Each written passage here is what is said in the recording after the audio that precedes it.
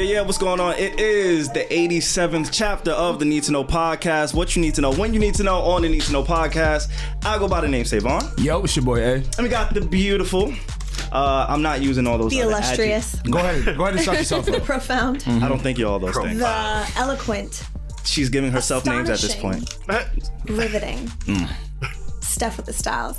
What's up? I told you we gotta get rid of that shit. It's sticky. I'm not gonna lie. It's a marketing tool, Alex. Get with it. I'm not gonna lie. It works. It's growing on me. It's provocative. I'm leaving. It gets the people going. I hate it here. It doesn't. Not even a little bit. Yes, it does. I see you guys on Twitter. But you have like groupies on Twitter. They're not like genuine love you too. for what we do. What? Why would you say that? I won't mention. I'm not even gonna get it. Yes, no, I'm just gonna cut. Let's just. I think our listeners, our collective fans, enjoy pieces and parts from all of us. What it is, I don't want a collective, to right? put the narrative of men just Why just lusting label over them you. groupies? You know what I mean? Supporters. Let's just say supporters. You've got groupies. All right, Alex. Let's talk about what you're doing, Hey, bro. man, what's up, man? Listen, Good to see you. It's good to see you guys. Damn, I did something cool this week Yes, you did. that we've never done before. No, we did not. Right. This week, I conducted my first one-on-one interview with the Need to Know podcast. Right now, we're calling it Need to Know exclusive. That might change, but I got a chance to sit down with Flea from Queens, who recently got a Brent Faiyaz feature. He's affiliated with the CYM mob, Diddy's son. So really good thing. The thing is, though, it's not stopping here. So expect to see an interview from SaVon, Steph, not just musicians, other creatives and people we want to speak to. Yeah. So look out for that in the near future. Please go to our YouTube, subscribe, like, and comment. He's got his foot on our neck. It's only on YouTube. Only on YouTube. Yeah, And only. Steph, Only. where we at? We are. Sorry, I was just floored. I was thinking about Alex. He got our foot on our necks. I'm still a little nervous for our NTK exclusive. Don't worry. You got yours? Yeah, I'm ready to go. You ready? I'm ready to go. All right, cool. So we are in the illustrious, the cabin fever cabin, the wooded wonder, the eighth wooded wonder of the world. The eighth wooded wonder of the world. CastSoundLab. Yes, this is where we meet. Every week, each and every week, to record our podcast. They have amazing specials online. It's one of the best in Queens, one of the best in the Tri-Borough, honestly, for the cost and what you get. They also have mobile sessions, so hit up CastSoundLab. I think that's CSL_studios. Yep. Sounds like a plan. Now, each month, we try to get a who you need to know on the podcast. Yes. This person you probably already know. But he's accompanied by someone you've heard her name. She's another kitchen character on the Joe Budden Podcast. Kitchen characters. Y'all got a squad? Yeah. I'm in it. That's us. So the full wait, this is the first time a Joe Budden Podcast member is outnumbered by the kitchen squad. Oh, wow. Look at us doing shit. Look at us. We out here. Look at us. Out here. But no, so again, like I said, you probably already know him, and you've definitely heard her name before. If you watch some of our promos, you've seen her too.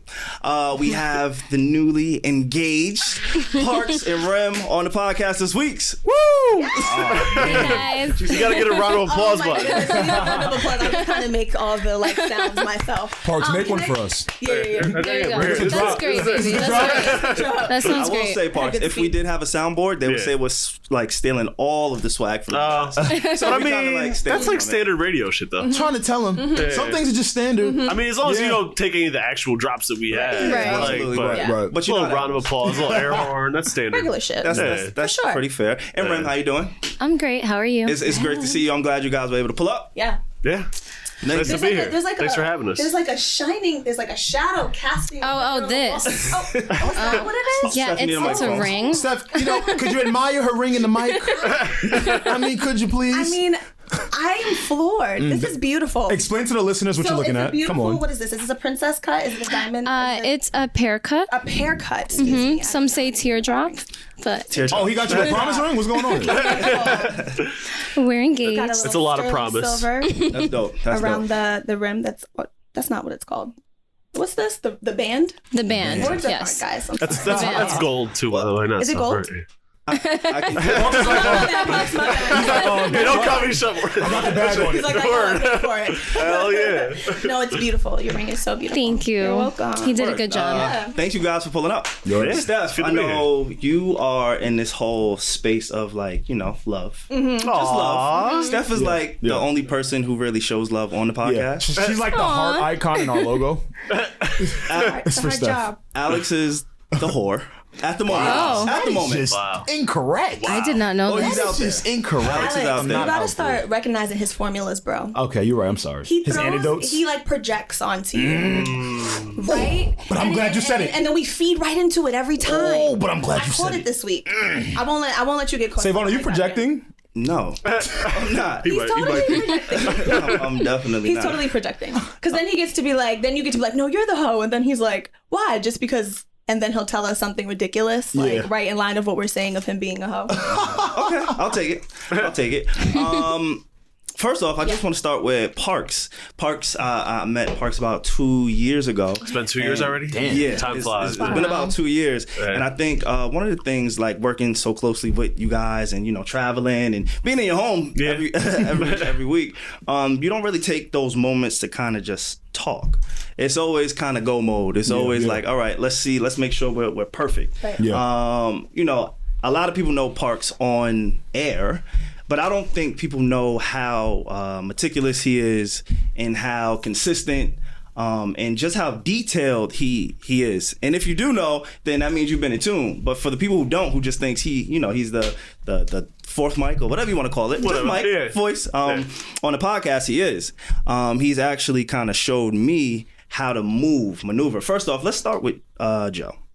Because Joe is the common denominator on how I even met Parks. Right. So, Joe sometimes isn't the easiest person to work with. That's fair. Which I think is on record what you said. Yeah. He's on TV. Yeah. That's true. Loving the pop we show. have access.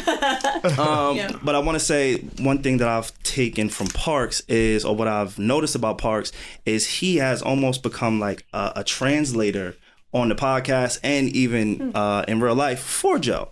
And when I say that, I mean that in like the utmost respectful way. I think that's fair. You know what I'm saying? Like there'll be a lot of times, I think you did it on yesterday's podcast too, where Joe said something and Maul, Rory, or whoever is on the receiving end, they'll just take it for what Joe said. Right. Parks has the ability to kind of it's almost like the Google translator. Like he hears it and then it goes one ear, and now he's able to kind of just give it out to the world on the intent of what Joe said. Yeah. Does that come from you guys, like friendship, being around him? Like, did it take a time like to work that out?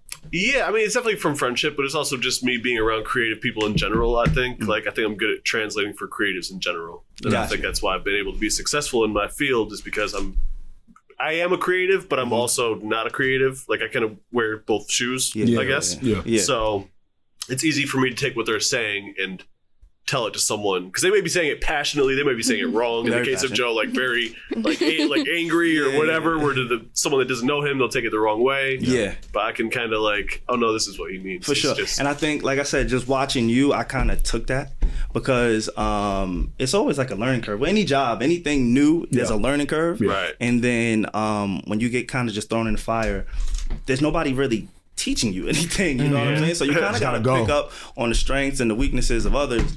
And I think one of the things I noticed about Parks, my very first day of meeting Parks, I don't even think I ever told him this. You ready? I'm like, So, you did, right? I'm nervous. I meet Joe. He's like, yo, come kick it, whatever. We're going to give this whole intern thing a shot. I don't even know if they ever had an intern before. Like, we did not. Okay, so so I was like kind of nervous walking into his home, and then when I realized like, oh, this is really like his home, I was kind of like a little More fidgety, like I don't want to just touch or just move. Right. And then I think one of the first words Parks had said to me was, "Yo, bro, just go in the fridge." I think somebody knew something out of the fridge. He was like, "Yeah, just go in the fridge." Yeah. And I'm like, fucking confused. Like, wait, right. he doesn't know me. Why am I? Right. You don't do that at your house. You don't. I wouldn't even do that at your house. Like, so he was like, yeah, bro, just go in the fridge. I'm like, all right, cool. So I go in the fridge. And then I think a few minutes later, I kind of went to go take my shoes off just to feel out the temperature. Right. And Parks was just like, cool. Like, man, kick your feet up. Have a beer. What you want? Like, he really just ingratiated me, which allowed me to feel a little bit more comfortable being around the whole atmosphere of what it is that we do. I just want to say thank you, bro. Oh, you're welcome. You're welcome. That comes from, I used to, like, my house was the house party house in high school. And college. You used to taking care of people. Yeah, and I was a bartender, worked in like service industry for a long time, so that probably has a part to play in it. But yeah, I've always tried to make people feel comfortable and make sure they have a drink or food or whatever they want. You know what I mean? Like, I'm a good host. I'm trying to be. Yeah, you definitely are. Yeah. Alex, I know you've been working with Parks, and you told me some things that you kind of noticed yourself. Yeah, so listen, this is with the utmost respect, Parks, because I have it too. We all have certain OCDs in our life. Oh, absolutely. Right? How do you juggle that with now your potential bride in your household? What are your OCDs? Oh, what bothers the two of you? What is that? Because when I get to your house, everything looks all squeaky and clean. Right. You know, Steph, no lie. Yeah. If you drop a crumb on the floor, Parks is sweeping it up. Yeah, that's a fact. That's a fact. Right then and there. A rapper, and it's a good thing, obviously. You want to be cleanliness. I get that. My dad is also like that. Very OCD. Yeah, very OCD. So how's it for you? I mean, I think that also comes back to having people at your house. Like, one thing I noticed that when you have people at your house, back in the party, like, we a bunch of assholes drinking and smoking, doing all types of shit. The way you would. They don't take care of your shit. Yeah. However, if your shit is kept clean, they will pay more respect to it. Yeah. Whereas, like, you go to someone's house that doesn't do that, people are fucking throwing shit on the floor and doing all types of shit. Like, they don't care. Sure. Rem, that's interesting. How did how was that adjustment for you? I don't know. Like, I'm sure that's not something that he says on the first day. Hey, my name is Parks and I have OCD. Like, so how did you get adjusted to that? Was it shocking at first? Like, no, it wasn't shocking. I mean, he's always been like that. I mean, like, our first date, everything was very neat. Everything. I mean, our first date was at his house, our house now. So everything was very neat. It's always been. It is our house. Yeah, that's how he's always been. It's never like a shock. My mom is the same way. Okay. So she's very much not that way. I am not. I am the complete opposite. I think it was more of an adjustment on his part, me moving it, because I am the opposite. Like, I leave shit everywhere. Right. Always. And how did you? And I have a lot. Like, because I'm sure you couldn't like nitpick everything. No, I'd let her do her thing, but then if it's a podcast day or if I have people, I don't. We built a studio, so I don't really do sessions at the house anymore. But when I was, thank you. When I was doing sessions like that, those days I clean up. But on days that we're not doing that shit, make a mess. I don't care. Rem, how did you get your patience up, man? Because let me explain first, right? I walk into Parks' house. You'll probably get back from work. You won't even touch maybe even the master bedroom yet because they're recording. But you just seem so composed and just okay with everything. Like, where does this stem from? I've always thought about it. I'm just a very laid back person, I feel like, in general. It's it definitely took some getting used to getting home, and then there's just people in your house. But that's like, because I just look at it, I mean, that's his job. This is not, like, he wouldn't come to my job and be like, yo, like, you got to change this, you got to change that. Yeah. Like, it's his job. I'm not gonna, I don't know. Interject. Yeah. And be like, yo, I need this done. I need it now. Has there ever been a time, and this is just me selfishly thinking of if I was in your situation, I would just be like, yo, I need you to get the fuck out. Like, when are they leaving? Has there ever been a time, because we've done 4-hour episodes, we've done 5-hour episodes and just kind of maybe chop some out, or we're just kicking it and we're there a lot longer. No, there's definitely times where I'm like, I'm fucking tired. I mean, I'm coming home from work dealing with all these kids all day. So coming home and there being a 4-hour podcast, honestly, I just fall asleep. Because Alex, I be falling asleep all the time. I fall asleep right on the kitchen table. I mean, I don't care. I mean, I'm very comfortable with everyone that comes over, so I'm just like, I don't care. I'm sleeping right here. I'm not mad at that. Parks, you got I think some of it comes from, like, she's Dominican and they have house parties. Yeah, And I'm used to sleeping through Yeah. the loudest music Right. you could think of. So Crazy. I'm it's like Dominican too now. I heard. Yes. Last week, I joined. Dominican. But I'm everything. I'm a little bit like whatever you need to be, I can be. I heard. Last week I joined. Why did you join Dominican culture? Dominican hood? It's Dominican, it's Dominican Puerto Rican. It's everything. It's just You're Latin American. He was really into quinceañeras, I heard. Yes. When he was a kid. Yes. I was the Okay. quinceañera king. Yes. Dubbed But by himself. I got into it because Alex is Nigerian. He reps Nigeria. That's what's up. Super hard. Thank you. Even his music ear has gone to like the UK. So now he's I like into grime and grime shit. music. I like that shit too. I'm into it. I like that shit too. So You like Alex is Stormzy? in that. Oh, come Stormzy on, you know that. Yeah. Alex is into that. Talk about that. Oh yeah, we're definitely gonna get to music. Like, Yeah. Yeah. definitely gonna get to So Alex has that locked down. Yeah. Steph is Caribbean. Steph, she has like 50 accents that she can do. Something Like, crazy. I think I started from somewhere in England. I lived there for about 4 or 5 years. So, you know, my passport was pretty stamped. Talk your shit. That was quick. You know, Are you lying? I can't tell. Are you? that. She could just be a very good actress. I don't know. Yeah, I don't know exactly. Me. well, she had me fooled. So Steph, she holds down like everywhere else, and then I feel like there was a void on this podcast, and I just had to like. He was tired of being the American. yeah, I was tired of being American, so that's how I got into man. You could have just been the American. that. It's played out these He days. feels Okay. left out, you know what I mean? Yeah. He feels left out because like we're having conversations about like culture and growing up with like Yeah. parents who weren't from America and how that was different. Where are He's your just, parents like, from? I was able to eat Fruit Loops. My dad's from Jamaica. And, Okay. Yeah, my mom was born here. Okay. Yeah, but he's, you know, immigrant Very from Jamaica. Americanized. Yeah, Alex is, you know, mom is from Nigeria. All Nigeria. So both his parents, and then like our parents are a little bit older, I Yes. think also. So it plays a part. Yeah, he's for just sure. very like, I just get chicken fingers at restaurants. Yeah. You have to order other things off the menu. He's like, nah, I don't. You know what it is? I don't even want I to don't want like, to try some shit and not like it. Yeah, nah, he just likes feel hamburgers. you. I've been on the road with him. cheeseburgers. That's it. Yeah. I'm trying to change that. Yeah. Yes, I'm definitely trying to change that. But yeah, I want to go back to support. Okay. Rem mentioned support. Parks, we've been on the road. Yeah. I went on my first tour last year. My relationship was on full display. Yeah. not to Or lack thereof at the time, I think, right? well, Joe was just throwing whatever he could. Yeah, So, that's true. however it was out there, it got rough. Yeah. And I think we all know it kind of got rough Yeah. at some point. Yeah. And you know, I always kind of wonder, you know, you, Rory, in particular, like how Throw them all in there. You know he got a girl. I don't know that. I do not know. He that. might. He might. We don't know. Yeah, unsolved mystery. But on the road, support. It's been tough for me. It's still something I'm navigating. Like, I don't have a girlfriend right now, but you know, if that time ever comes and I'm back on the road, which I plan to be, it's like, how do I navigate it? Is there a balance? Is there an easy way to do it? You guys have been great super question. like supportive of me in the relationship I was in. Right. Y'all always, Rem especially, like, you know, she knew my girl. Like, oh, that's your girlfriend. Yeah.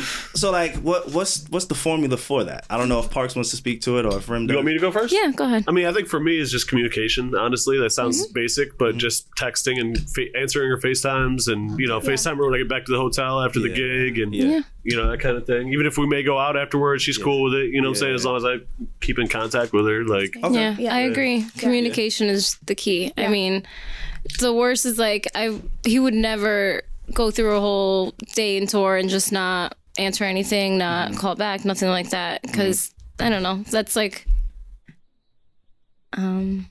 That would be shady. You can say it. You can say it. Yeah. And I've noticed you guys I am kind of not like used to enjoy this. your personal space and respect each other's personal space. Yeah. Like Yeah. Rem goes on her own trips. Oh yeah. You do your own Definitely. thing. Oh, yeah. Definitely. That definitely adds to the relationship, be, right? Yeah, Yeah, that has to be an absolutely. aspect. You can't just be together all the time. That's impossible. Right. That's a So I fact. feel like we do a really good job of like, I take my girls trips That's great. a couple times a year. He's on tour a good portion of the year. Like it's Personal How long space have is you very guys been important. together?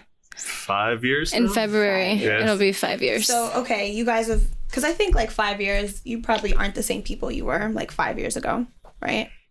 Or yeah,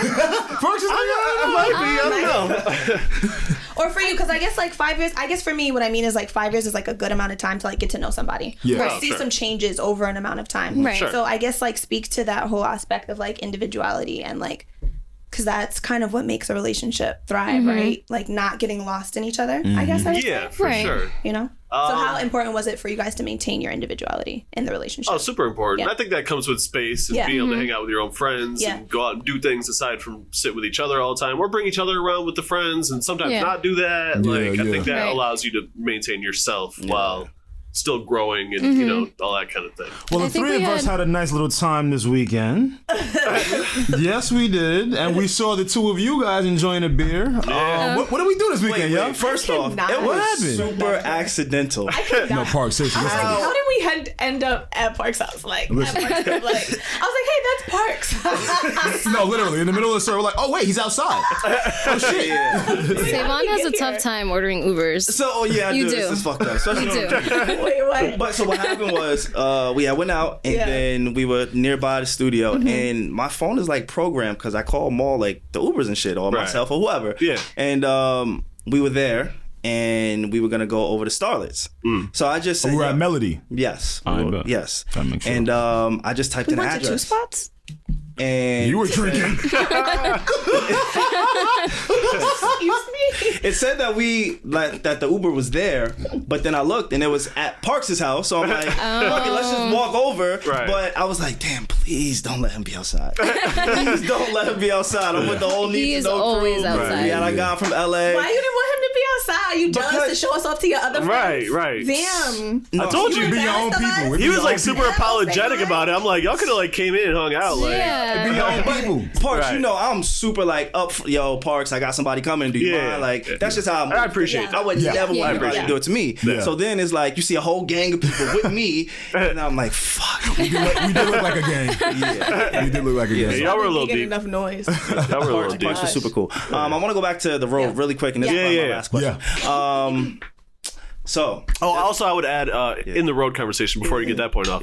I bring her out sometimes. I think that helps out too. You know what I'm Helps saying? out a Like if she lot. wants to go to a certain city, then you can come. And sometimes I'll say no, you can't come to the city because it's too big. Like LA, for instance, is like nuts. so hectic. There's so many people that we have to meet and hang out with, and all the industry shit. Right. And like having that extra person that have to be worried about her comfort You make it and make all sense, that stuff. like, where she comes. But if she Yeah. wants to go to like a city where it's not so hectic, come on. That's great. when you first gave me that answer of yo, this city's wild, I can't really give you that attention that you want. How did you take it at first? Because you're not from like the entertainment world. I've given that answer and I've gotten like, what the fuck you talking about? Like in a seat and pay I don't want you attention. didn't either then. If it's so wild. Then, Right. I never react like crazy or anything, but I don't know. I guess at first it could feel like, oh damn, like why don't you want me in this certain city or whatever?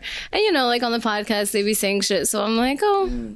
Is there any truth to that? But I mean, if you know Parks, he really, like how we were talking about, he really takes into consideration people's comfort. So he's not going to bring me out somewhere where he knows he's not going to have any time to hang out with me at all, or I'll feel uncomfortable, not know anyone. Like he's going to make sure that I'm comfortable each time. So That's why you got a ring on your finger. Okay. Right. That's what a husband looks like. Steph, you better take notes. You better start taking notes. She's got a ring on her finger too. I don't know. that's true. That's the fake one, Parks. What's you say? I'm sorry. Don't get mad. Where's your ring? Shit. Oh, okay. You're cutting deep right This is now. the lonely squad. You're cutting deep right now. Great crowd. You're cutting real deep right All right, now. I'm over here with the happiness. All right, this is just what I stay want my quiet. future to look like.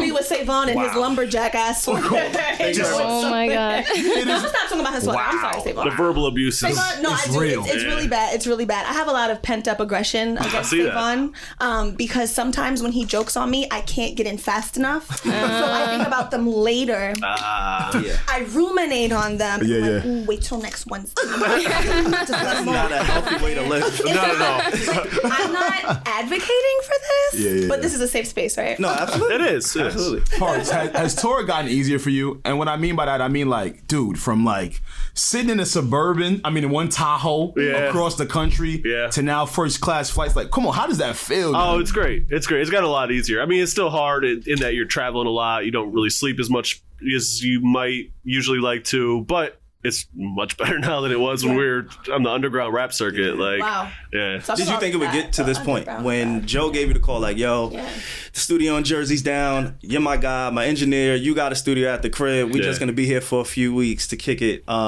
Did you know then, like, you know what? No, No, I can't say I did. But we had done a couple podcasts before when we were like in a pinch or whatever. We were working on something maybe in Astoria, at a studio there, at Preem Spot or something like that. So we had done a couple at my place. Did I think it would become the place? No, I can't say that I did. But I'm open to it. Because like I said, I'm an accommodating person. I feel comfortable with people being around me. Yeah. I want to know more about the underground rap circuit. It was rough, man. Man, what was that like? So like touring during that time? Touring like in a like you said, a Tahoe, literally. Being 6'5" in a Tahoe ain't no joke. Yeah, no I'm doubt. 6'1" and I can't do it in the photo. That shit with like like big black van with like down three other people plus the merch, t-shirts, and all that shit. Right. That shit was rough. Right. I'm not gonna lie. How did you see the silver lining? What did you hang on to? Like, what made it worth it? Like, it was fun though. Yeah. It was fun. Sure. Like going on performing every night was fun. Like seeing the people was always fun. Like I always liked that part. Like I love being on the road, honestly. Going to different places. Like I've been in weird ass cities in like Ohio or PA or wherever, and like I don't know, it's still an experience. so like how you get there, it don't matter. Don't matter. I mean, it was rough, but it matters. But it doesn't matter. It doesn't matter. You still have your Levi's on? Probably, yeah. I was probably Levi's then still. Right on Yeah, I brand. think so. Yeah. Gotta love it. Absolutely. Cities. 2 cities that you may have had some concern about. It's a great This question. is good. I would like to hear that. Great question. Houston. Houston. Yeah, everybody's scared of Yeah. Houston. I love Houston, by the way. It's a great city. That's why. Brazil. Ones that you guys have gone. I feel like Texas in general, Houston, Dallas. Gotcha. Just because you guys get a little too excited when you're like, oh, we're going to Houston. You know? I gotta get to Houston. Because every time I just hear it's Houston, you gotta go, man. You gotta go. Houston's one of them cities. And there's one of them? beautiful women there. Oh, Women yeah. There are. So. Absolutely. Great food. Great food. Great food. Yeah, I'm sure it's the food. Yeah. Yeah. The way the city is laid out is very beautiful. Yes, I'm big on yes, architecture, of course. you know. Oh, yeah. I can see that. The river is nice. You know Oh, what the I mean? rivers. You running down look at all one that river. shit. Okay. I don't even know if there's a river. Look at one river. Oh my goodness, a canal. Oh, God. Right now, you're so calm. You seem like you're super secure in your relationship. I think that's awesome. I just kind of Thank see it you. just like blooming off you, you know? So like, how did you ever deal with insecurities? Did you ever deal with like feeling like, damn, like, I don't know if I'm gonna be able to like do this. This is kind of fucking hard. Like, you know? Yeah, I mean, I never saw myself in a relationship with someone who's so public. So that in itself is an insecurity. Like, your man is out here, we're walking down the street, we're going to C-Town, and someone's like, yo, Parks, like, how are you? I mean, they're usually mad cool. Every time we go to C-Town, it's someone else. Can't even go to C-Town. Right, that's crazy. But you just get used to it. But I mean, I still think I still have insecurities about that. I don't think I'll ever get used to it. Yeah. Like, even doing the whole little promo thing, I told him afterwards, I was like, you think they'll cut it out? I hope they cut it out because That was your debut. yeah, I didn't want to do it. At the end, I was like, babe, like, maybe you could talk to them, see if like, they really need that scene. And he was like, you were fine. And everyone was like, was fine. But like, that's, Yeah. I don't think it'll ever end. Yeah, I'm sure it helps that like he includes you. You know what I mean? Like that's really important. Yes. Yeah. I think once those insecurities leave 100%, that's when you know things are probably off. Like when you're with somebody and you love that person, like it doesn't matter where they are in life. They could be on display. They could be just regular garbage men. That's true. But you feel that insecurity because you know there's something about them that you have that other people probably It's want. alluring, yeah. That is good. It's magnified. You're podding. Now it's probably magnified because number one, it's lonely at the top. Yeah. In Parks, he's played a huge part in that. He has a hive, as we know. The Parks hive is crazy. By the way. No, Shout out to the Hive. Like you had a young lady trying to get you to follow her for at least 2 years. We followed her. We did. I know, but We be both honest did. now. It's time to crack the sauce. Okay.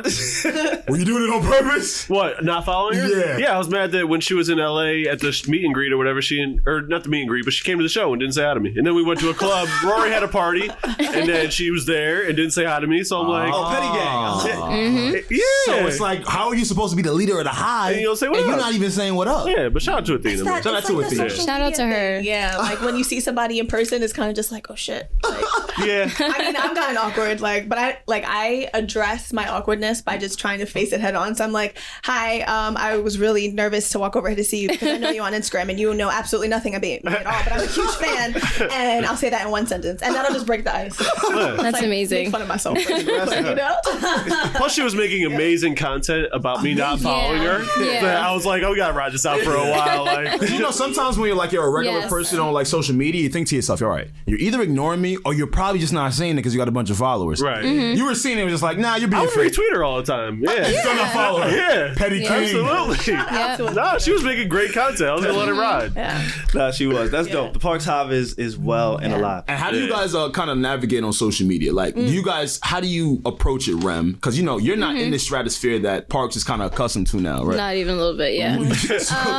Yeah. How do you approach it? My approach before maybe 6 months ago was all my shit was private. My Twitter was public, but nobody really was following me. No one really knew who I was. They didn't find you. Yeah, no, they didn't find me. Eventually, with him retweeting me or tweet me, whatever, people will follow me, and people have been requesting me on Instagram, and just recently I started accepting people. Wow, you tell me this. Yes, you know about this. I had so many requests. I made my page public for a second just so it could accept everyone, and then I put it right back on private. But it's hard because it's I'm not as open as he is, I think, about sharing my whole life. Yeah. So I just try my best. I don't share my whole life that much, really. So. No, you don't. You're very private. Yeah. As far as being a public figure, I'm pretty private. Absolutely. And I've learned that from you, too. Well, I'm trying. I'm a rookie. I made a lot of rookie mistakes. But one of the things that I wanted to avoid was the social media thing. Yeah. I think that was a really big deal for me when I was in a relationship. Hey, you don't show me off. Hey, you never interact with me on social media, but there's this girl who supports your podcast and she thinks you're cute, and you posted that. You know what I'm saying? It's stuff like that, and I have to be better at that. I know that. But just in general, just the fact I don't want my partner to ever be discovered, in a sense, because they don't ask for that. Yeah. You know what I'm saying? She didn't meet you and ask for the attention. She didn't meet you in hopes of, he's about to be the biggest podcaster in the world, or one of. That's not what you signed up for. You signed up because, hey, I'm with this guy. Right. So I've always avoided that. Right. Was that something you ever thought about? Absolutely. Yeah. I try not to put my friends and family that may not want to be in the public sphere in the public sphere at all. You know what I mean? Unless they want to be, if they're artists or whatever, then I'll put you on the page or whatever. Right. But if you don't want to be, I don't want to put you there. So you know what I mean? You do it with Rem. I don't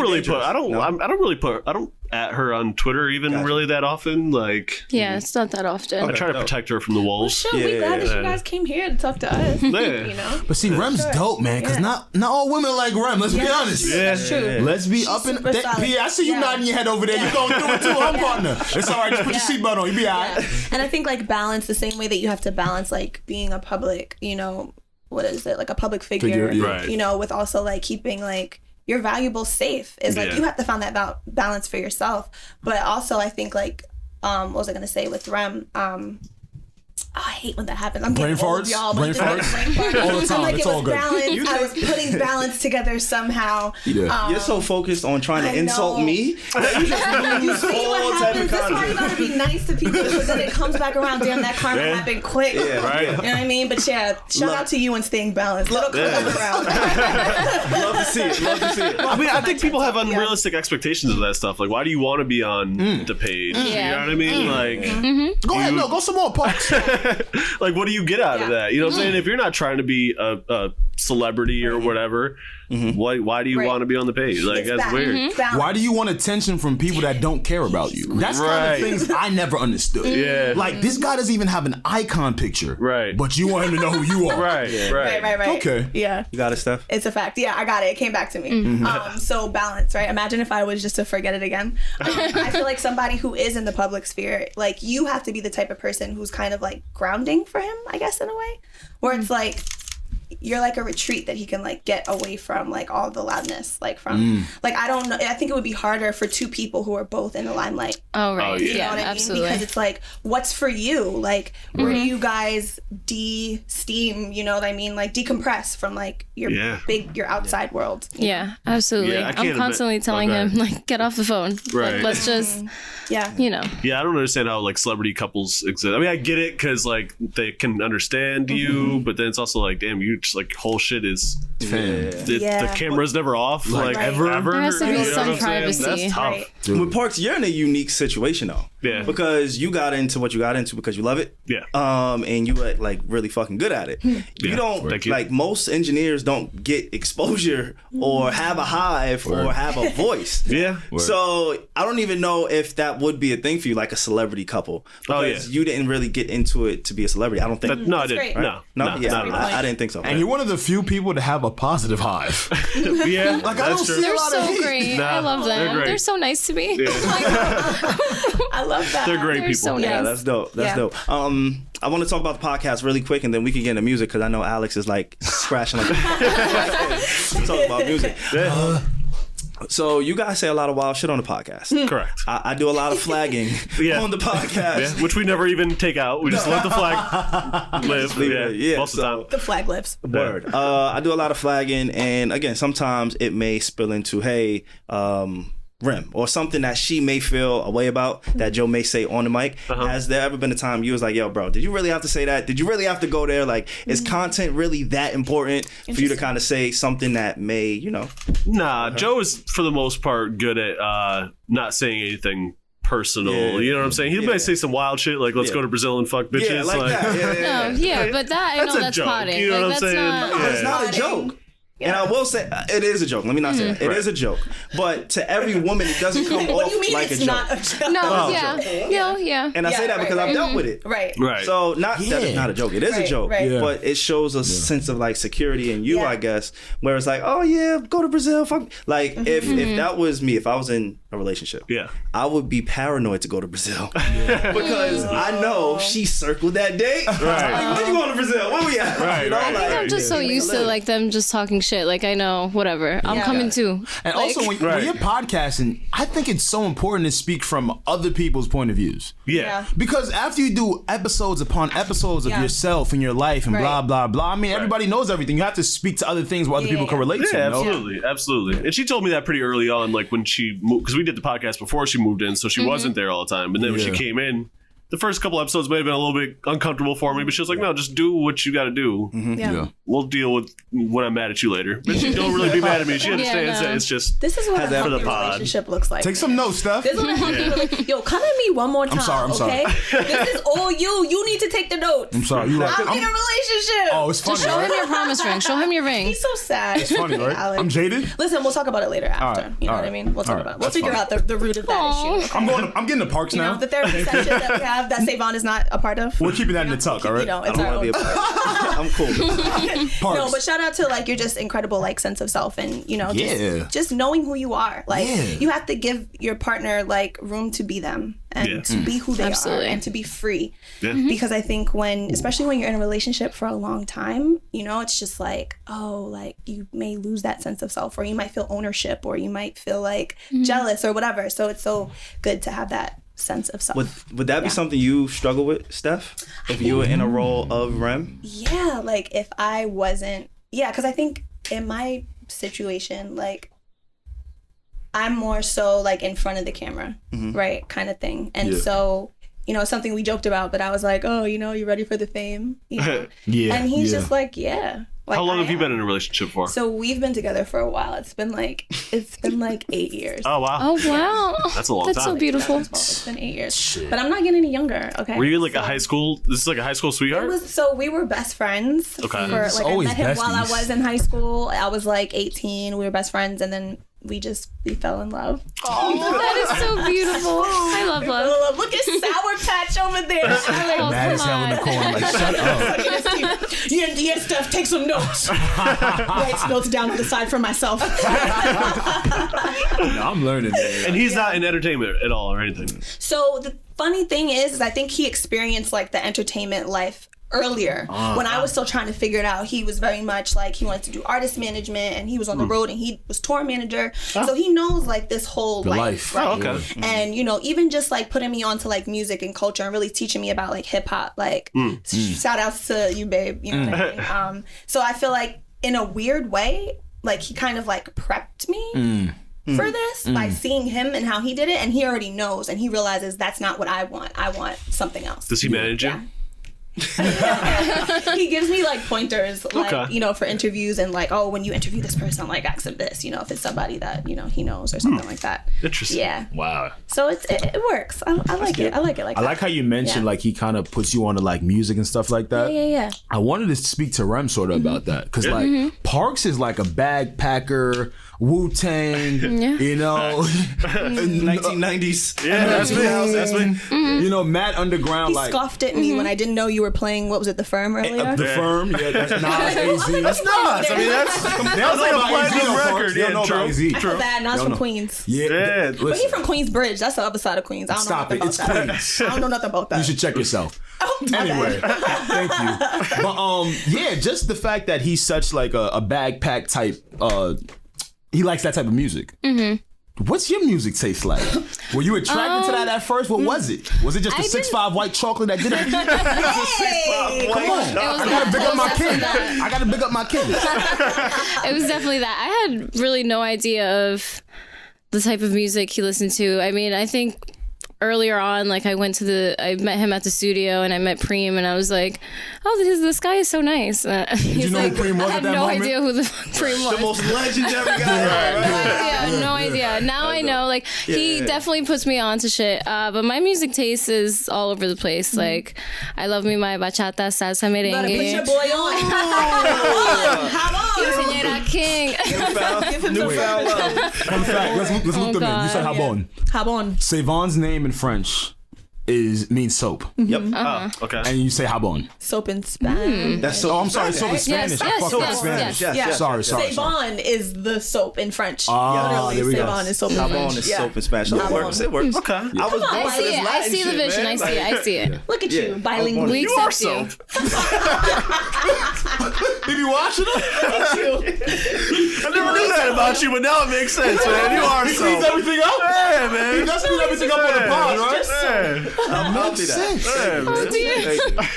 It's the Latin roots that got me here. Man. Like if it wasn't for my ancestors, you know what I mean? I might be fucked up. Ay, Dios Mind you mío. can't speak a lick of Spanish. We're gonna get there later. Wait, do you have Latin heritage up for I don't. Not a lick. No, SaVon, you do. You do. I do. Yeah. I'm trying to claim it. You know what I mean? I'm from. You should. But where I grew up is super Latin. Oh, okay. Yeah, That's true. I think we got like the highest Long Salvadorian. Yeah, and even just in New York. Yeah, so Puerto Rican, Dominican, Colombian, all of that. I'm like right in the mix. Nah, I don't got shit on makes Dykeman. So of course not. But there's a mix. Like we have like a true mix. Like Dykeman is just one Type of- specific. Yeah. Now, I have, love like, a true- Yacona stores because like Yacona stores be having like the hot plates with the arroz con pollo, Yeah, the right. maduros, The maduros. Yo, stay over there. like, Relax, yo, relax. I haven't had dinner yet. Don't put no Look, sauce now he on mad. there. Hungry. Because Parks, you were definitely cooking my doodles yesterday. Oh yeah, definitely. yeah. Definitely. Almost Almost probably daily. That's how culture tostones. rubbed off on you a Yeah. lot. Oh, Absolutely, yes. absolutely. I was in tune to it before, but Okay. yeah, You definitely. See, you have a problem. Oh yeah, I remember the first time I taught him how to make tostones, and then the next week I come over and his taste better than mine. I was like, what? Parks is Looked nice better in than the mine. kitchen. I'm nice. I His cook. sancocho is amazing. Come Like on, he Sancocho. just Wow. he be on it. I get get my business. shit up. He's the Yeah, type you of gotta person get that could just look at a recipe and it just comes do out it. amazing. Yeah. That's great. Did And- she put you on a Bad Bunny? Or were you aware Probably. of Bad Bunny? I was probably aware a little bit, but her and her friends probably intensified my love for Bad Bunny. Because I know Yeah. he's a huge Bad Bunny fan. Huge He Bad is, Bunny. yeah. Is that your favorite Latin artist? Interesting. One of my favorites. Because I like Ozuna. Ozuna's Ozuna's dope, too. that's I my would guy. say Yeah, Ozuna's super I would dope. say Ozuna over Bad Bunny, but he's Yeah, I like he's Bad Bad Bunny. Bunny all the Because Bad way. Bunny, he got a little trap to him. Like, yeah. Switch it up. Ozuna's like a Ozuna, little the voice, soprano. it's the Like, voice, yeah. Y'all, Yeah. I'm so annoying. He's amazing too, though. I thought Bad Bunny was Bad Baby. All right, Oh, no. The disrespect. That's what I'm like. parts? Really? And this is why. No. This is why it was important for me Listen, to hone in I get on it. this area. Okay, I know y'all listening. Nobody I know has that done y'all have mistaken Bad Bunny for Bad Never. Bunny. Never It happens have. every day. No. Joe does it. 2 Joe out of does it every on the 64 podcast. seconds. See? I'm like committing a statistic right now, proving a It's statistic right okay now. to just be wrong. Just say y'all fucked up. She had to I'm riddle aware. off stats. He be like, and this is why. This is why I gotta do it. But yeah, I like Ozuna. Bad Bunny, he's dope. You gotta like some Romeo. Yes, of course. Yes. All of that. We definitely got to go to Romeo. That's the It's coming up mainly, soon. right? Yeah. Bachata, right? Yeah, bachata. See? Romeo's Look at you, bachata. man. You know how to dance bachata? You told me last week you do. I do. You sure? Honestly, like I'm I gonna said, get I'm gonna get one of Run's cousins and see what you. at Kingston, like that's one of the main. Because that it's is true, easy. though, yeah. It's easier than salsa. Salsa is super hard. Nah, salsa's not that hard either. for me. Bachata's the easiest. Yeah, it Yeah, is. that's what it's easy to It's pick up. two-step. Yeah, it's just Yeah. a 2-step with one extra. But salsa's kind of similar. It's similar. Is it? Yeah. more Opposite like jazzy, ways, though, yeah. Yeah, a little bit. You gotta have a little more I'm not flair. saying I'm like yeah. sexy with it, but I know, but Oh, know the but he steps. knows, I know the yeah, steps. he knows the steps. Yeah. Dope. Got it. Dope. Yeah. Have you like you guys dance? Yeah. Of course. That's all Yeah. right. Yeah, all I right. would love to see you dance. Bro, we were at the pool party. You gotta bro. come to Melody You with saw them us. dance. Yeah. I did not. I was working at the pool party. I was not enjoying myself too Sorry. much. I did enjoy myself, but I was at work. I was at work. I got Yeah. But that's dope that you understand. put him on. Come to Melody with us Yeah, one we night. haven't been there in a while. Yeah. We gotta do that. Yeah. I Maybe was we'll there have last our weekend. engagement I party. could remember being at Melody. Oh dear. That happens It's a lot. okay. It happens. Steph was super lit. I think it's cool though how Yeah. you guys like embrace each other's cultures, like Yeah. your music culture, Yeah. your Yeah. music background. Most people, especially women, will probably run away from underground hip hop. For sure. You know the grimiest, like it's no melodies in the shit he listens to. Right. No, There's No. No hooks in. yeah, it's just Bars. going. But she'll be coming in like, oh, I like that. They sound nice. Yeah, I'm like, who is that? You know what I mean? that's dope. That's Yeah. dope. Being open-minded. Yeah. You mentioned something on the podcast before I was screaming and I joined you guys about TV shows, and I swear to God, bro, it's stuck in my head since. Why are TV shows so poorly mixed? Oh, that's a very good question. Have you ever just sat down in your bed and like some scenes are louder than the other, Yeah. Oh, yeah. or the Oh, yeah. intro music is like a Yeah. 50 and then the scenes are like a 20? Yeah. Like you gotta get on that part. Well, sometimes it's done for dramatic effect. However, it doesn't always translate really well. You know what I'm saying? Yeah, like, yeah. I feel like a lot of times they mix it with like a fucking nice subwoofer and big system that like surround system that Right. most people were just watching on TV speakers. So it should be all over level wise. How do you test the music you listen to? I remember you said you use AirPods. Is that still a thing? Do you got the Beats by Dre? I don't use headphones as much, honestly. I use really old studio speakers that were like the standard, quote unquote, for a long time. Still kind of are. But they don't sound very good, so I use them a lot. And then there's like a smaller studio speaker that was also like a standard that's like really bad. Sounds like a laptop speaker almost. Oh man. So that's what I mix on most of the time. disgusting. Yeah. Right. It doesn't bother you? No, No? no. I like how they sound now. Gotcha. You know what I mean? Dope, And dope, once dope. because I know what it's gonna sound like other places. Once I get it sound good on them, it's gonna sound good. No, everywhere. it's good. Is that like the rawest? Like, Yeah, there's like no, they don't make them sound sexy. It's just like unfucking filtered, Yeah. uneq'd speakers. So if it sounds kind of okay on that, you know what it's gonna do in the big Yeah. boys. Definitely, Got definitely. you. But I do check in AirPods still. They're pretty Definitely. solid still. Yeah, yeah. But that's what most people listen on. You know what I'm saying? Yeah, and the that's true. TV and the laptop. You know what I'm saying? I try to check on all that shit. Yeah, for sure. Describe producing and mixing at the new studio. Is this with Preem and Preem's new studio? Yeah, we have a room at Preem Spot. yeah. Okay, compare that compared to you being at home. What's the difference? I'm still learning that room, so I can't really comment. That's the thing is like every room is like a different sound a little bit, so you got to kind of learn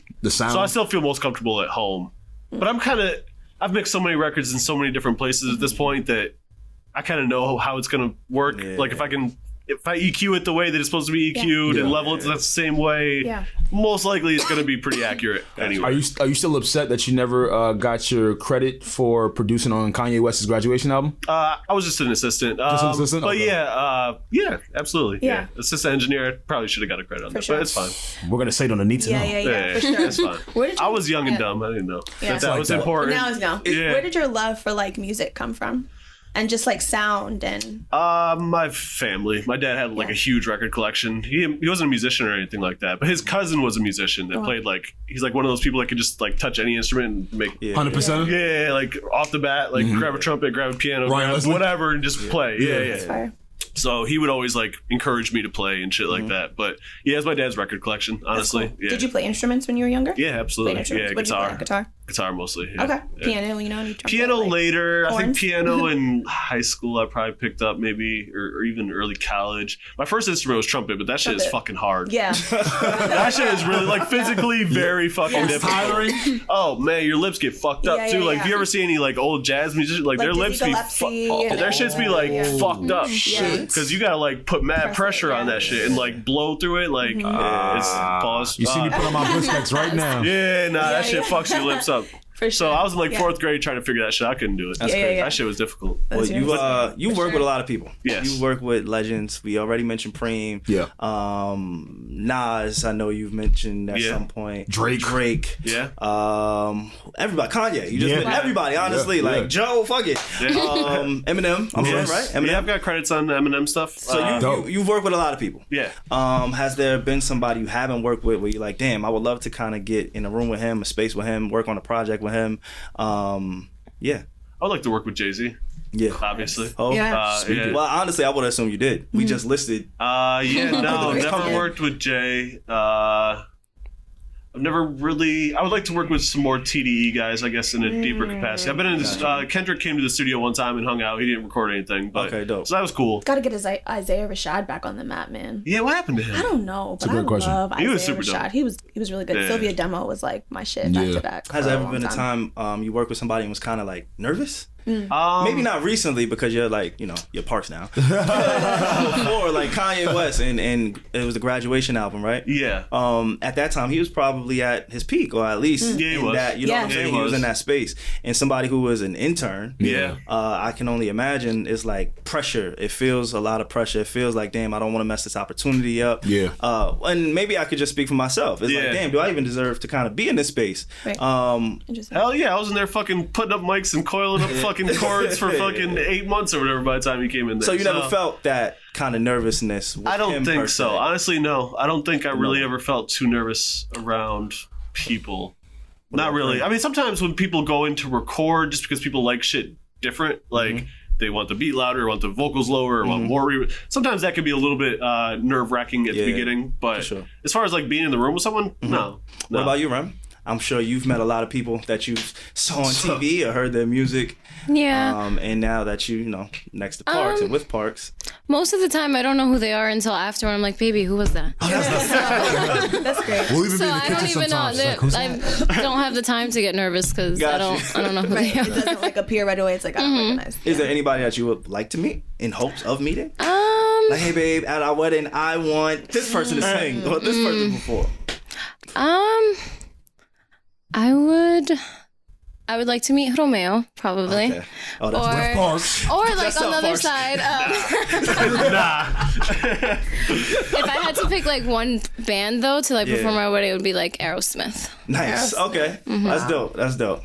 That's cool. Back in the I'm learning a lot. Yeah, she has like a very diverse. She like I took her to a Bon Jovi concert. It was like the you like made Bon her Jovi? life. Yes. Yeah. Really? I love 80s, old 80s. I love. How did you get into that? My mom. Gotcha. Oh, my mom gave me my whole music tape. She loves everything. So Yeah. So honestly, like now that I'm kind of getting to know Rem, it makes sense. It makes It's sense. starting to make a little bit more Mm-hmm. sense because again, Parks, like I said, I can't listen to certain rap around women because maybe I'm just insecure. Right. Maybe it's an insecurity thing. Like, man, these girls ain't gonna like this shit. Right. They gonna think That's my true. music take is whack. Right. Like you kind of want to set a mood or a tone when you're with women. Well, I do at least. Yeah.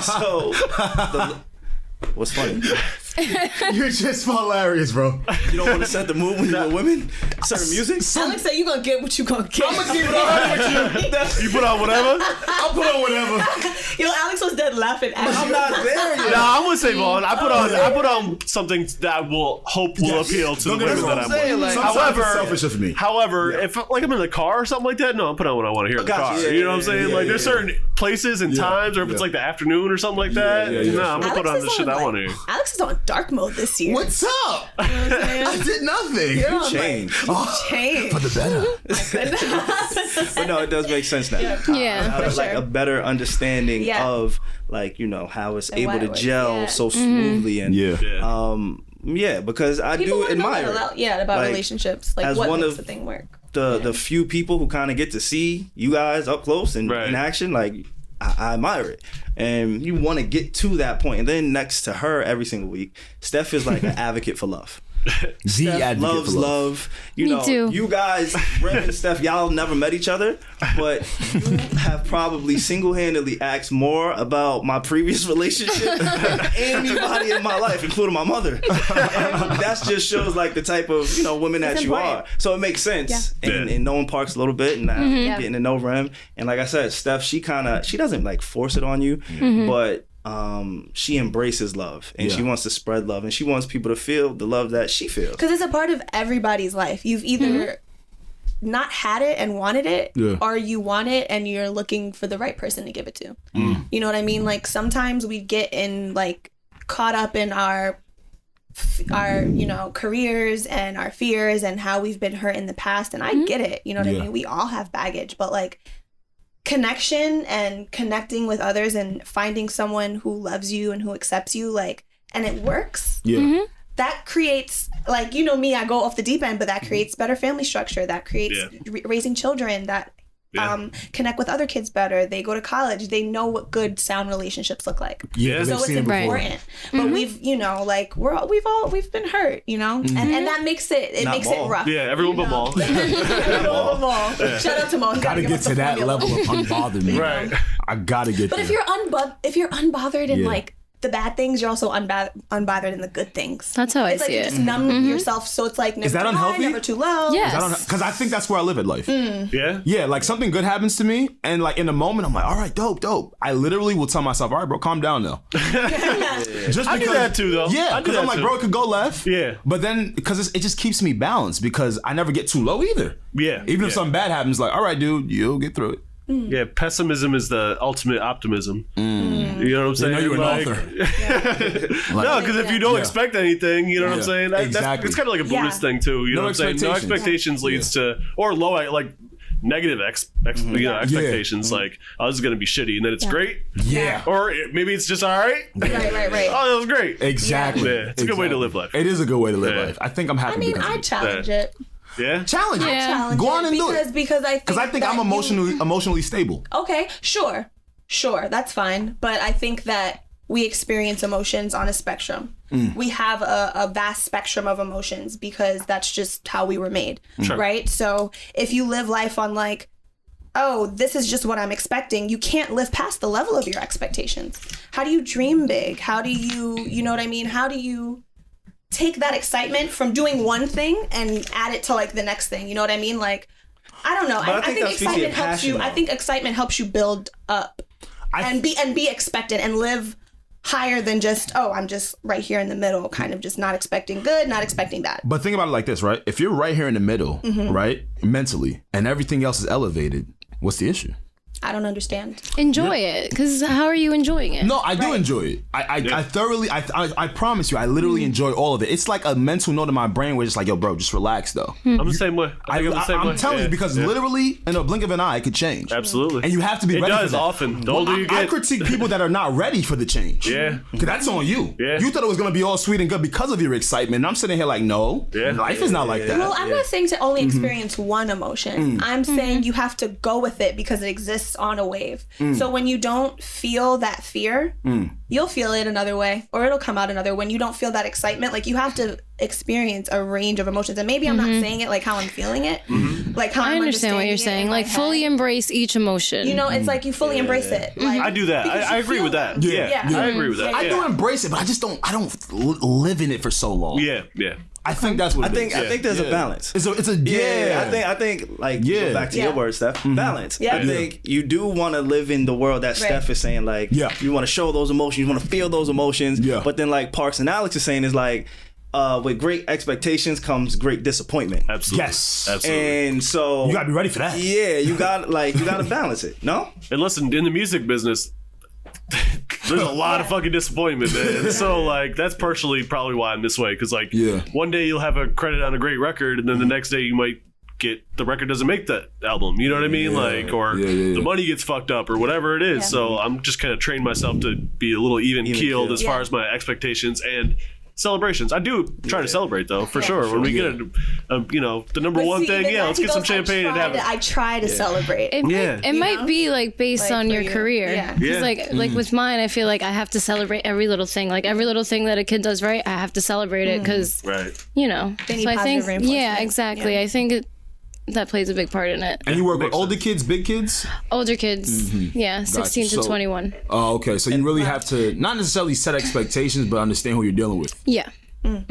And that's dope too, that even in their older age, you still want to give them that excitement. You still want to give them that hope, that encouragement. Because I think just society in general, once you reach a certain age, you kind of stop like catering to that. For sure. Right. You know what I'm saying? Like my sister, she's getting a little bit older. She just got accepted into like 12 colleges. Oh my God. Oh, congrats to her. And that's amazing. a huge deal. That's amazing. I'm so caught up in work. I'm so caught up in deadlines. I'm so caught up in growing in myself that I probably didn't make it a big deal as it should. But if she was in 5th grade and got 100 on her test, I would have been like, man, let's go get some ice cream. Let's celebrate that. So I think it's people dope that forget that.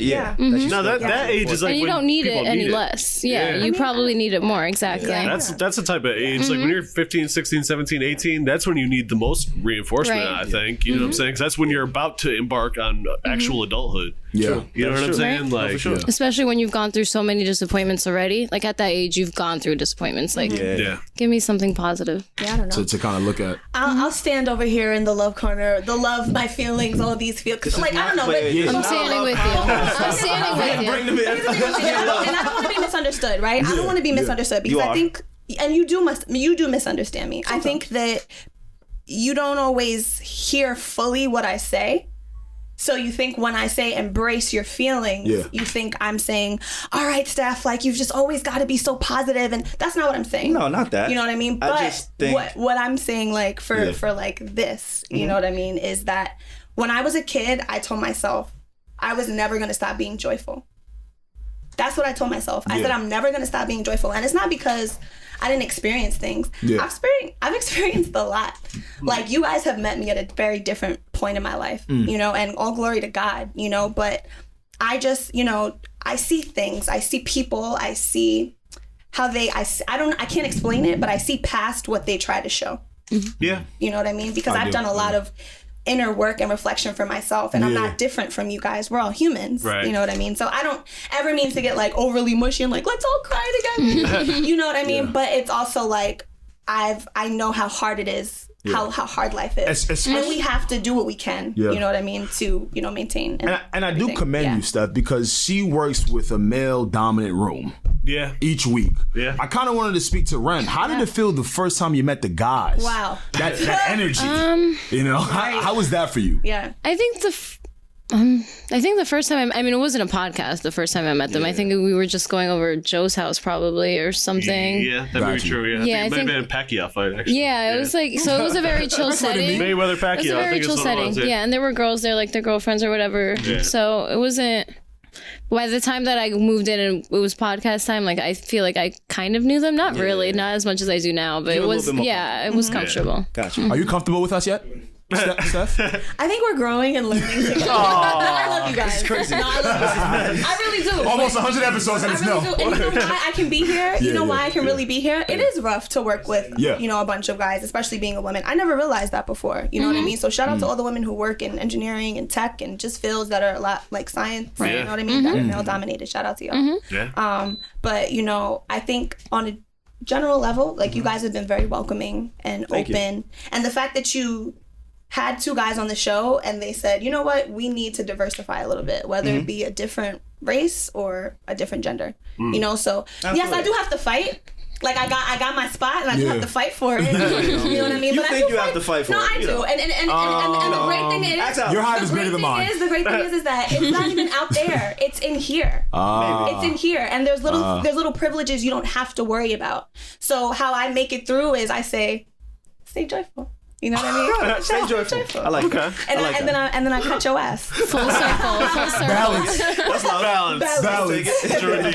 I'll take that. Parks. Yeah. I want to kind of talk about outside of just the music world, outside of the podcast world, your brand. I don't want to use the word brand, but let's fuck it. I don't have anything else. Sure. Your brand is growing. It's a thing now. Yeah. You're super talented. You're super connected. What's the plan that you have for Parks outside of maybe music, or even if it is music? Like, what are the things that you work on that fulfill you?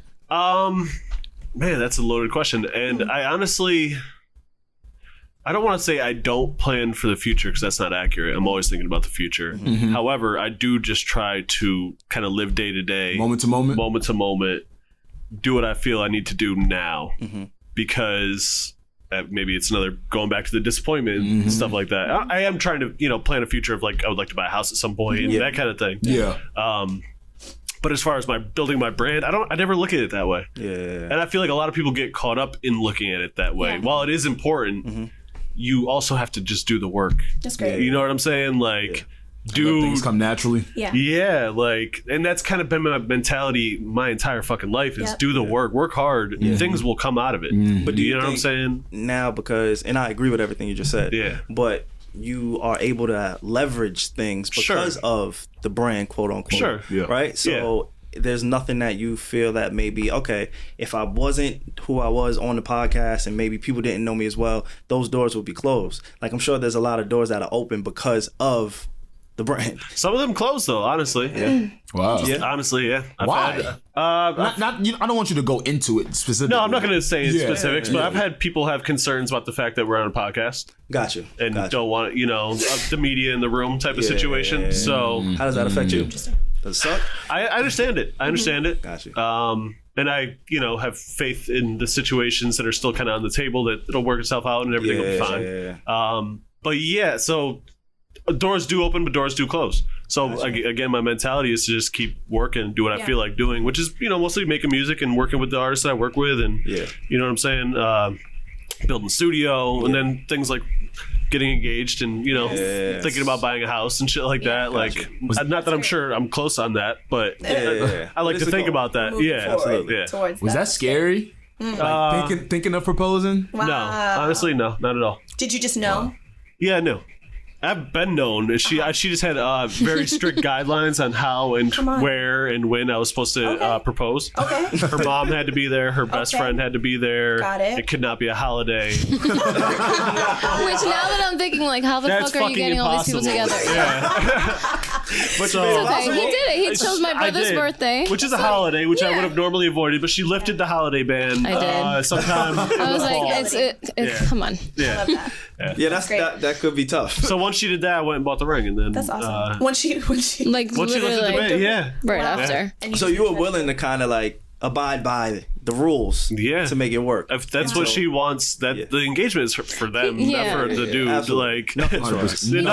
That's a fact. Nothing is for us. The most important thing for me was having my family there, my mom there, and my best friend, his best friend. Yeah. So, Rem, do your friends ever be like, does Parks have a brother? Or like, they're always like, how did you find him? Like, that's the illest compliment. Especially like, maybe my friends know him very well, so it's like, but like my coworkers, definitely, they're just like, where, like, how? That's great. Because it's hard. I mean, I've heard horror stories dating now. I'm not jealous of anyone dating right now. Facts. Because big facts. Didn't we speak about that like last week? I think we did. Yeah, it's scary out here. Yeah, I can't imagine. Put on a bulletproof vest, man. Bro, I can't imagine what y'all single folk go through. Alex, what do you do? Huh? Like dating and stuff. What you mean? Like, how do you do it? How do I do it? Yeah. I do it smart. How do you do it smart? What does that mean? All right, you know what it is with me? Honestly, like someone diagnosed me this week. They said I'm a demisexual. Okay. Oh, I'm scared. What does that mean? Let me break it down. Please do. She was telling me, she was like, oh, you can only have like sexual relationships with people that you have an emotional connection with. Oh. And boy, did that resonate with me, because I do joke a lot here on this podcast. Yeah, I'm in these streets, this and that. They joke a lot. Right. But I feel like I've really grown up even at my young age. And I feel like just the casual shit, the the people that are not on the same frequency as me, shit, I can't even do it. Yeah. So dating is like really hard, yo, because I don't know who I'm emotionally connected with because everything is like a facade to me, which really sucks. That's scary. Yeah, I can relate to that to some extent. Okay, Alex, I'm understanding. Thank you. You're getting me. It took Parks and Rem. I'm understanding. I can relate to that to some extent. Yeah, and it fucked me up. She was like, "Yeah, you're a demisexual." I'm like, "A demi what? I don't like Demi Lovato." What are you saying? It does sound like you're the Demi Lovato. Yeah, now I sound like a Demi Lovato stan. But it really resonated with me, and that's kind of how I've been trying to like navigate. Yeah. That's got to be tough though. Oh man, I gotta put on the bulletproof. Hate to be ya. Sorry. Not jealous. Definitely not jealous of it. Here's a random question. Who buys your engagement ring? Parks? I don't get one. You don't get one? We're men. We don't get shit. No, there's wedding. right? There's you get wedding bands. Oh, well, sorry. Who buys your wedding That shit band? is just a little gold ring. Like, that's a little $400. We'll get you a fly one. It'll be fly. I'm like, do women then it's like, oh, I got you a ring now. You get Do my they ring. match? I don't Yes, even know they do. anything. Yeah. Okay. Yeah. The wedding bands Typically, match. typically. Okay. Or they like, contrast or Right. something. Each You know what I other. mean? So you Like- picked it out I don't based know on what much you about like. band. Yeah, well, her and Ian, who manages Joe and Premiere, his girlfriend and her are friends. So they went out drinking one night, and his girlfriend was sending me pictures of rings that she wanted, and she was sending him pictures of rings that she wanted. She started Come on, it, Ted. and then I was like, Yeah. I told Parks, I was like, oh, I'm just sending rings to Ian that Julia likes, and he's like, oh, so she should be sending me pictures that you like. So I was like, okay, That's nice. I like that. I'm doing Yeah, that's it. dope. And that was like maybe a couple weeks before Yeah. you bought it. Oh, that was us. That was very fucking helpful. Yes. By the way, Sure was. very helpful because I wouldn't know. I still didn't know. I never would think to send him that though. Like if he hadn't asked me, I would have never. Yeah. I was still in the jeweler for hours. You know what I mean? Maybe not Just hours, make sure but it's an the right hour. one. Make sure it's the right Yeah, one. yeah. I don't know if y'all peeped it, but Steph definitely set y'all up with the whole. Well, do men get those too? And do they match? Like, I'm genuinely, I do have another like relationship question, but I genuinely wanted to know. No, we don't get shit. Yeah. We don't get shit. You're safe. You're Okay. good. Yeah, you don't have to do anything. Not just something. Okay. I would be opposed to it. Yeah, get you a be fly opposed. band, baby. I'm sorry? We'll get a fly band. Fly band. fly She's band? A boss. A fly band. It doesn't what's have to that? be like so plain. You want to Oh, you're talking about our wedding band. Yeah. Yeah. Yeah. But I want a regular one. Oh, okay. Just let See, it be. it's just But no, I was gonna say like it just seems like you've like dated with purpose. You know what I mean? It seems like you've dated intentionally. Like you knew this was the woman that you wanted. Your actions like followed that. Like you take her on tour with you. You make time for you guys to hang out. Yeah. Why do you think men are just not dating with purpose? But then worried like, about the type of women that they're around. I think I will say one beneficial thing that happened in our relationship is she lived in Jersey and I lived in Queens, and she was like in school and had regular jobs and shit for the first 3 years of our relationship. Oh yeah, I made it work then.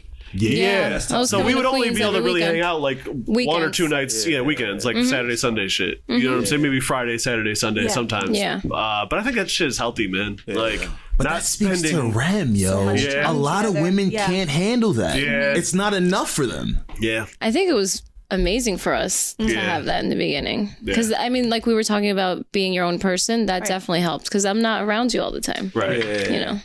It would require me spending way more time on FaceTime than I would like to, but, we made it work. Right. Yeah. Imagine Parks on Facebook. Oh my God. It's like my arm is tired. Yeah, no, not really. He said to you, Not really. You know, he's like 6'9". I usually just like lay on the table or he's like, something. I'm like, can I see your face, please? real quick, I'm here. Yeah. Parks great, on yeah. FaceTime. Yeah. Hilarious. I hate doing that shit, man, honestly. I mean, it's great, but it's also just like holding the phone like this for like an hour or whatever a girlfriend requires you to be on the I phone. hear you. That shit is exhausting. See, with me, I want to get my angles. Like, I you gotta don't make care sure I about look that. good on the FaceTime. So my arm is going through a vigorous workout as I'm doing. I gotta So make your sure arm the is light's going right. through a vigorous A workout. vigorous workout. They should just make Both a arms. helmet, like a selfie stick helmet that you can just put that, on like, your sticks head out. and you Patent can it, patent extend it. it like that. Patent it. There you Move go. it down so you're just Maybe you got to hands-free. edit this out and you. And patent it. Oh, shoot. Trying to tell her. Right. It's actually already in the works. Patent is pending. If you find anything funny, I'll suit you. I think I learned a lot about myself during this fucking this conversation. Yeah, for real. Like, I'm insecure. Wow. Oh, SaVon. Maybe. I've only spent a year. No, I'm just kidding. Wait, why do you think you're insecure? All right, in certain aspects, I feel like I still have a lot of growth. Now, Parks is an exception because he is on another level of just understanding. I won't even disrespect him and say mature because that's like an understatement for who I know him to be. But you can work on your understanding. No, I think it's just like it's across the board. Like again, I'm blessed to be in a position where I'm around him, Rory, Maul, Ian Keeb. Like I'm like I really feel just grateful for it.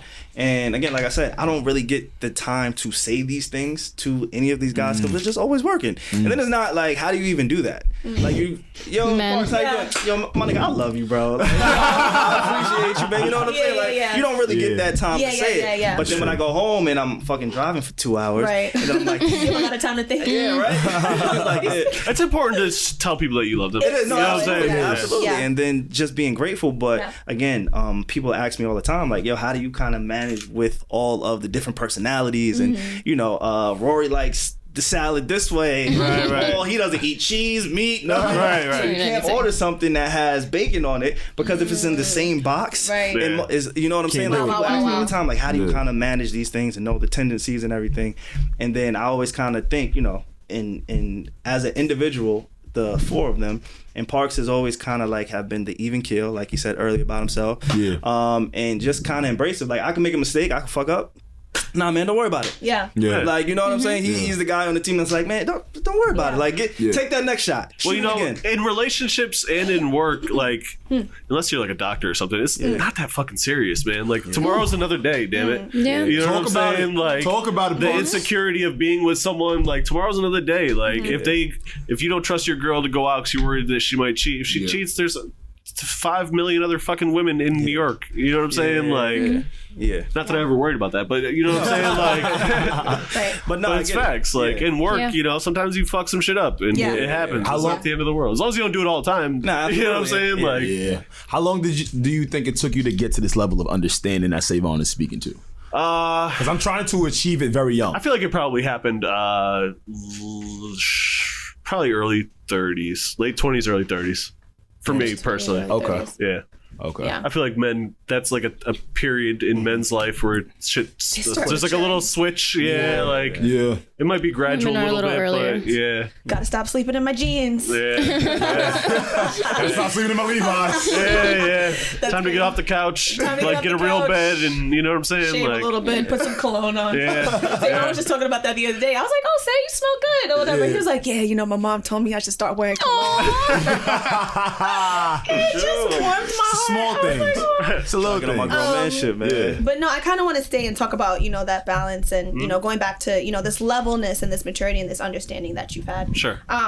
Translating for creatives. Okay. Right? Yeah. I thought that was like just something that stuck out to me because you speak two different languages when you're in front of the camera and when you're behind the camera, almost, right? Yeah. You understand two different worlds. So you being able to understand these two languages and then bring them together so that everybody's kind of understood, like, how do you prepare for that? What do you think helped qualify you to be able to speak both languages, I guess?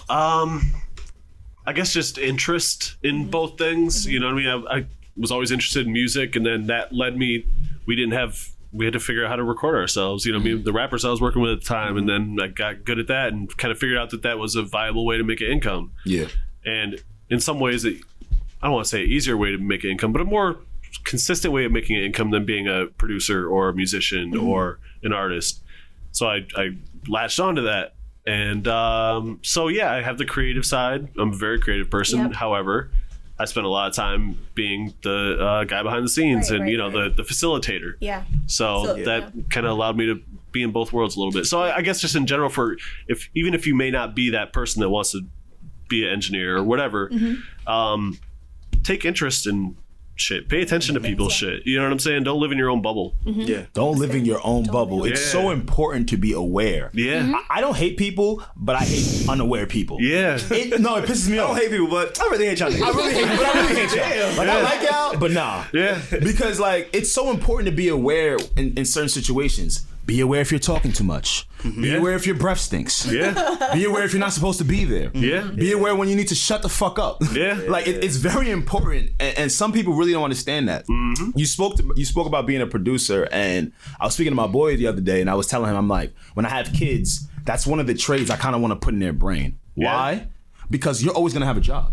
Yeah. It doesn't matter if the artist is good, bad, new. You will always have some sort of work. How does that feel, man, knowing that you can do this till 70? It doesn't feel like that. It doesn't feel like that? I mean, it does. That part does. I don't really plan on ever retiring. Yeah. You know what I'm saying? Yeah, but when you work in the music business, you don't necessarily always feel like tomorrow's guaranteed. You know what I'm saying? Like that should be gone sometimes. So many people disappear, fall off the map. So I think I've learned that. It's almost like, or it's peak season. It's like it's a peak, and then it's peaks and valleys. Yeah. Put it like that. Like sometimes it's hot, the money's coming in. You got a job here. You got to wake up early here, late, and then some days it's just kind of like draw. Yeah, a little bit. So I kind of understand. And you got to maximize those days where it's dry and fun. That's the other thing. You know what I'm saying? Like, as a producer, for instance, you could be like finding drums or something that's kind of boring and mundane, maybe that you wouldn't want to do in the heat of a creative moment.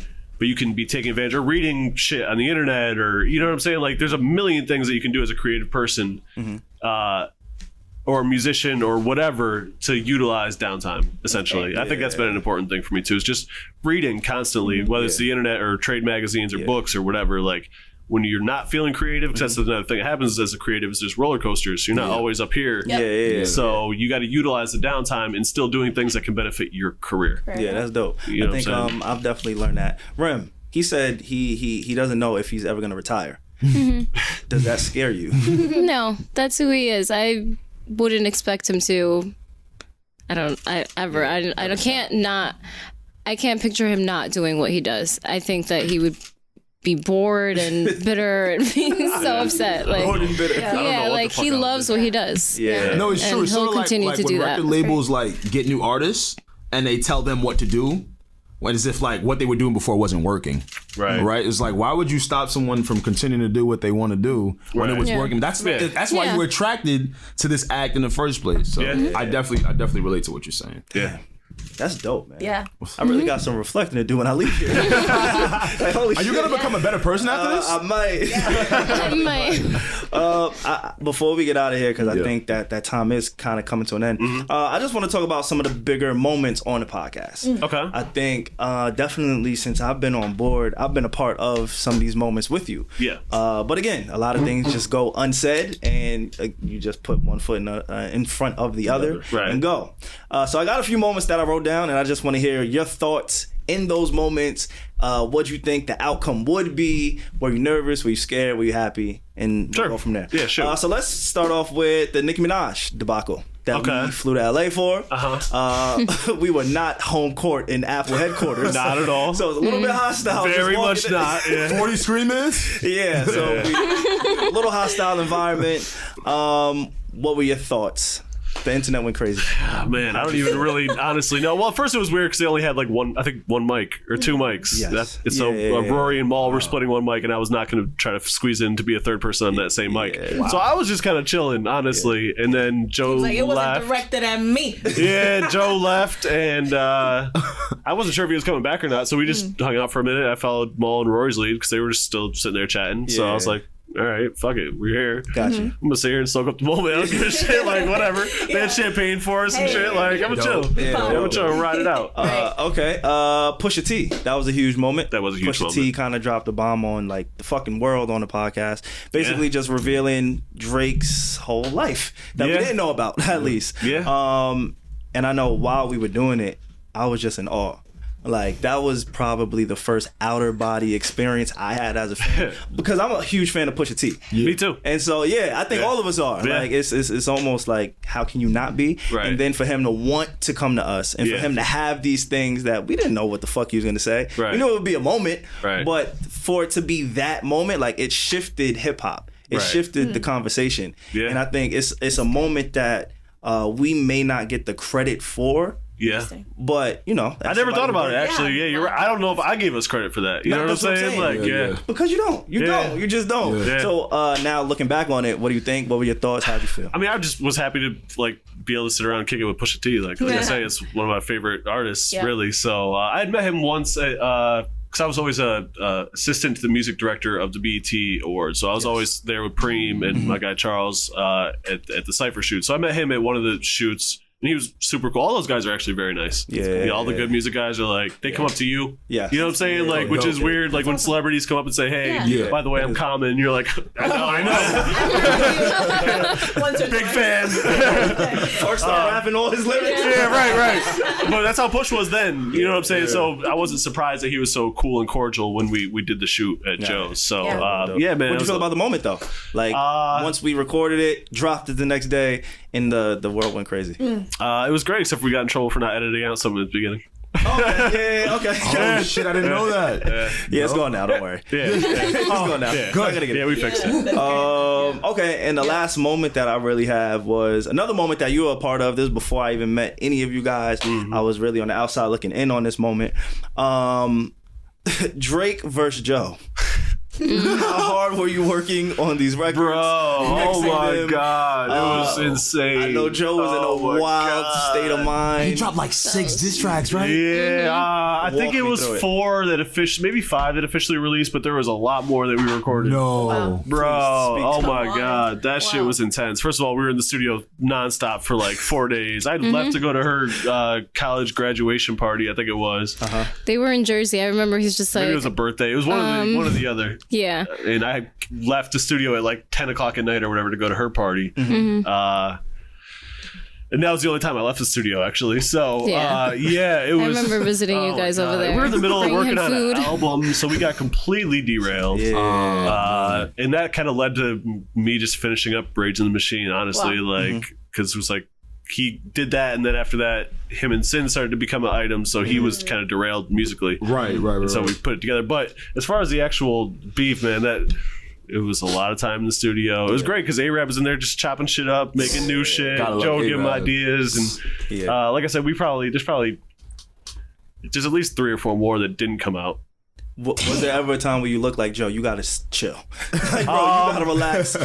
Get out the studio, leave me alone. I want to go see my girlfriend. She just graduated. Like, probably the whole time. Not really. But I do remember one of them shits we recorded at like 8 a.m. or something absurd. It was just like, bro, I'm going to bed. Like, this is too late. Oh, shit. Like, we were up until 8 a.m. Sick. Yeah, that's not too early. Like, we were up still. Damn. It was I need y'all to do an animation on like that. I need an animation dramatization. Everything's going good. The music is regular. You know what I'm saying? It's like, quick, everybody get in the studio. I gotta start scrambling, throwing records. Joe's got you just see his head bobbing. I didn't see that animation. I did. Just see that.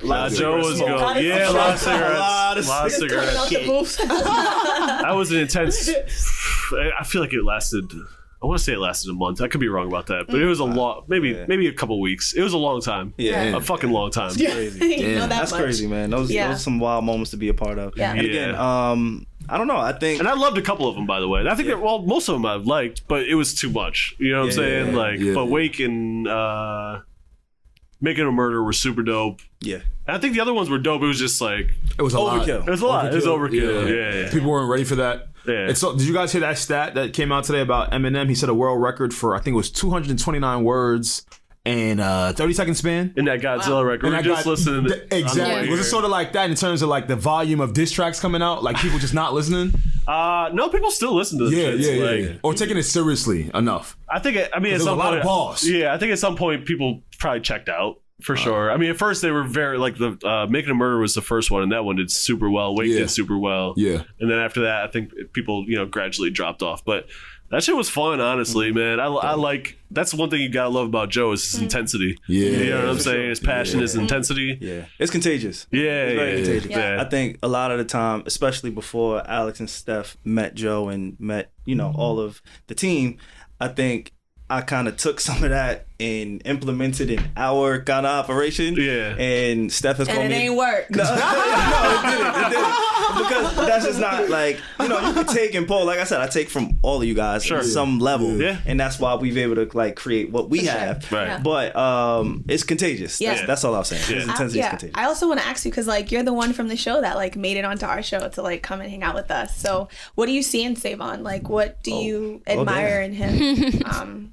First of all, he's a real solid dude. Like, I feel like he's very genuine. There's never any bullshit. He's very, sometimes he's over apologetic, you know what I'm saying? Which is appreciated though, but also kind of like, dude, shut the fuck up. Like, you're one of us. Like, Right. I think that he's got a really, I love y'all show. Like, I tune in as much as I You've can. been keeping up too. We really I do. appreciate you for that part for a while. I'd be burned out. I don't listen to many podcasts, but I do listen to this podcast. It's one of my. Appreciate you. Yeah. I only listen to about 3 now because I'm like podcasted out. Yeah. You know what I'm saying? Like Parks That's great.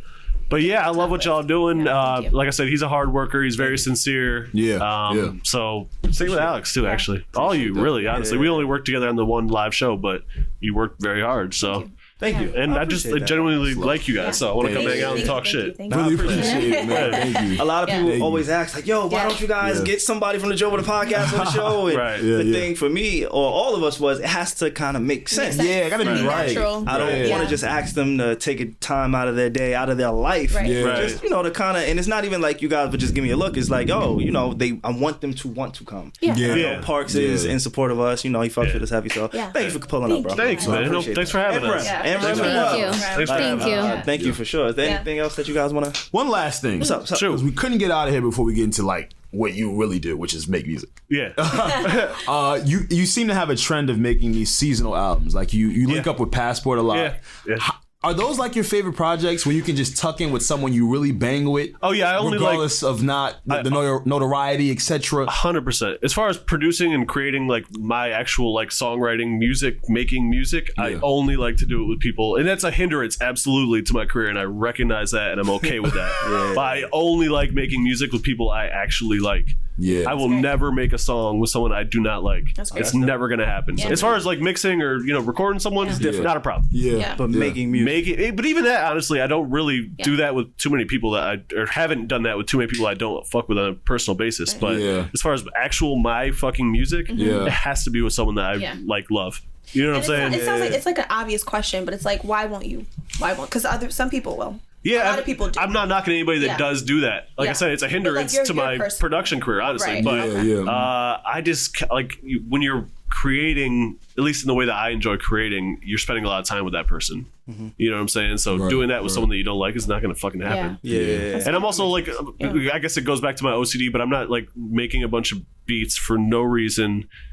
Sending them out, hoping it lands on someone's album, and then they do whatever the fuck they want with it. And then you're playing catch up on like legal battles and all types of like. I've never wanted to be. I don't want to do that. I don't want to do that shit. You sound aggravated talking and thinking. Yeah, man, that's not me. No, we want to make music, then come fuck with me. I'll play you some music, or I'll send you music and you can pick some shit out and then come record it, or even record it yourself, whatever. But I have to have a personal relationship with that person. Gotcha. Absolutely. That's dope. But the holiday albums are fun to me. That's just like a weird experiment. really good. Yeah. Thank you. This is a weird experiment that we started doing. Like it's like a song and an EP and an album at the same time. Like it's like 10 minutes long. It's 10 songs, but it's only 10 minutes. Like I don't know. It's just something that we started doing, and I kind of like doing that shit now. So we're gonna keep doing it. You should Those promote are fun. Passport. Yeah, Those are fun. Definitely promote it more. I mean, that's another step. That's something that I guess that's one New Year's resolution is like the music that I do put out. I need to like start like going to a PR person. And shit. Like, I found it by accident. Yeah. I just saw like the name. I'm like, wait, this is Parks and shit. So you should definitely. I gotta work on that, man. You and Erickson. Yeah. About all the cool shit you do. Yeah, no doubt. Wow.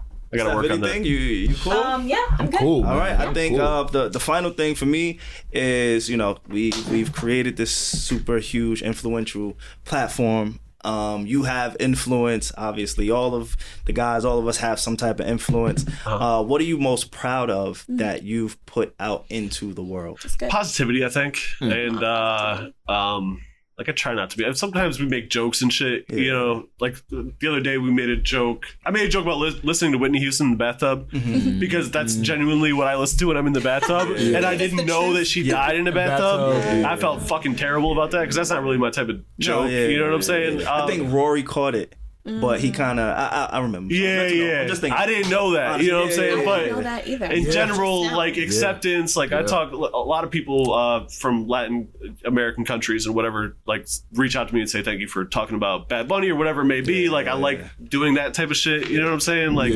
just positive shit in general. You know what I'm saying? Like and giving a voice to some of the underground rap people that I like to work with and listen to, and you know what I'm saying? Like that's important to me too. Every week, by the way. Yeah, absolutely. Every time it's someone. Parks, who is this in your sleeper? Spell his name on YouTube. Word. You definitely do that. I like to give a voice to the underground. And that's great because obviously, like you are you European? Is your family?